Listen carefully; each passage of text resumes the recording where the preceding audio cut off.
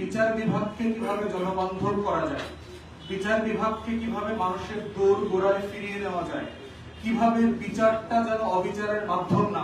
Supreme কোর্টের অধীনে একটা সাচিবিক দপ্তর দরকার, একটা সচিবালয়, একটা ফ্রেমওয়ার্ক দরকার, কাঠামো দরকার।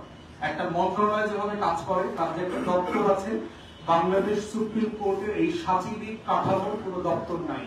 প্রধান বিচারপতি থেকে শুরু করে অ্যাটর্নি জেনারেল অফিস সবাই বলেছেন যে সুপ্রিম কোর্টের একটা সাচিবিক অফিস দরকার, যেখানে টোটাল একটা মন্ত্রণালয়ের যে সেটআপ থাকে এই মন্ত্রণালয়ের সেটআপটা সেখানে থাকবে এবং যেখানে নির্বাহী বিভাগ কোনোভাবে ইন্টারফেয়ার করতে পারবে না।